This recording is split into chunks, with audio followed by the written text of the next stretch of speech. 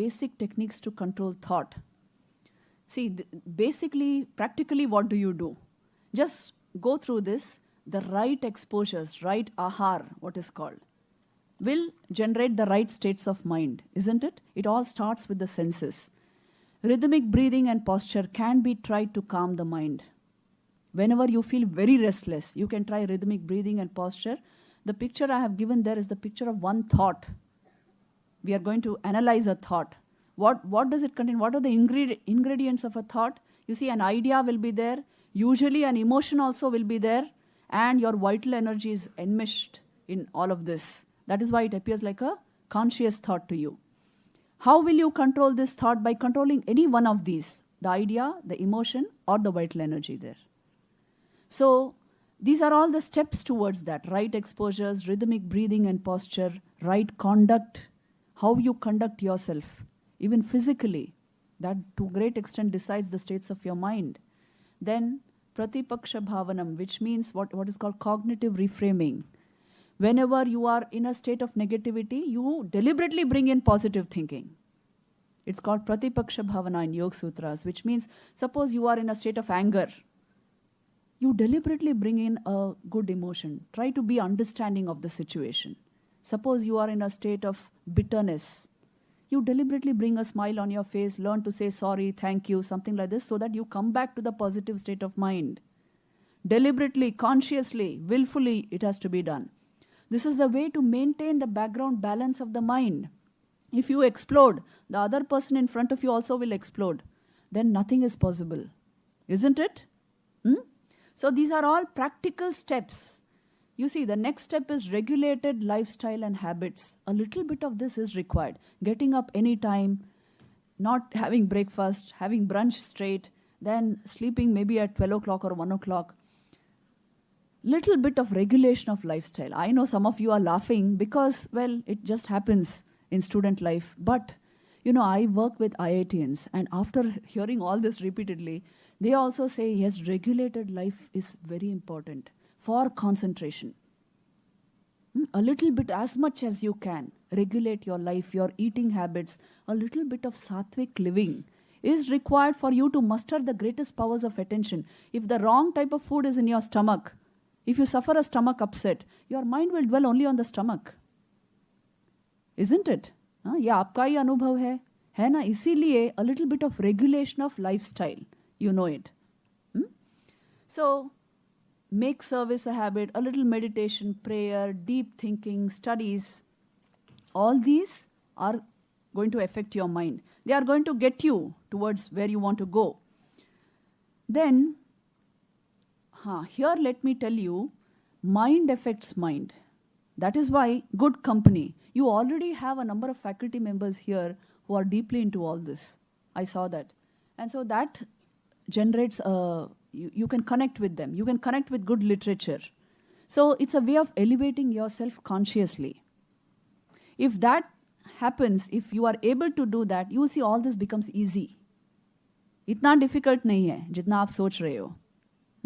All this will bring background stability to your mind, and through that you can muster the highest powers of attention. If this becomes a possibility in your life, success is very close at hand. So this is the art and science of attention which I wanted to share with you. Okay, so another 5-10 minutes we can discuss something on this, and we will have the question answer session also, because participation is very important.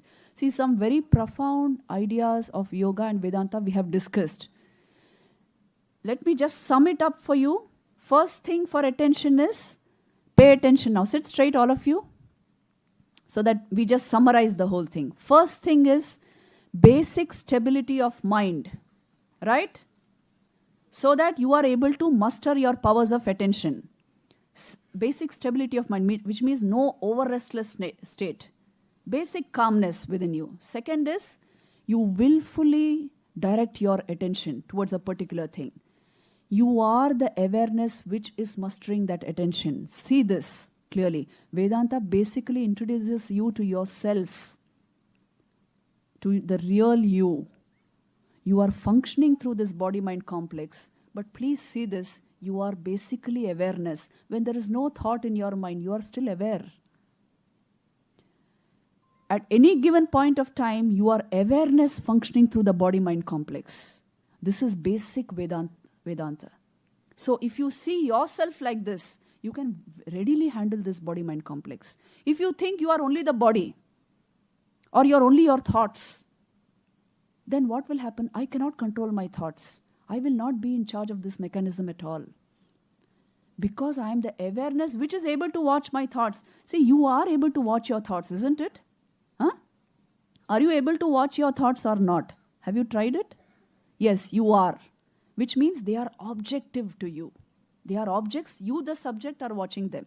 See, if I raise my hand now, I can be aware I have raised my hand, but my hand is not aware that I have raised it. Isn't it? You are aware of your body. Your body is not aware of you. Which means awareness belongs to me, the subject.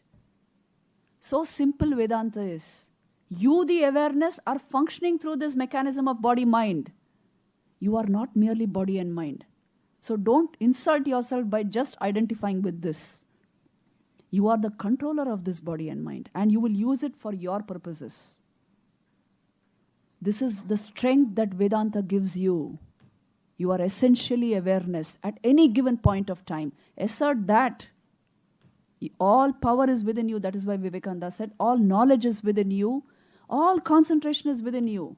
Everything that you require is within you. You have to bring it out through proper understanding. That is all. So if you understand this, even the mind is objective to your experience. So you can handle it. So you can control it. And how will you handle your powers of attention? By higher awareness and will.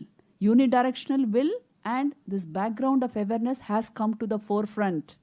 I am more aware than merely identified with my thought process. You getting the point? More aware than merely identified with my fears and my anxieties and my thinking. More aware than identified and will in moving in one direction, and you have intense powers of concentration and attention. So this is a possibility. You can do this simply by regulating your lifestyle, basically understanding how this mechanism works, how your thoughts are working. Just do this and you will see you are in charge of your life. What greater happiness can be there than saying, I am in charge of my life. The world will not direct how I will go. I will direct it myself.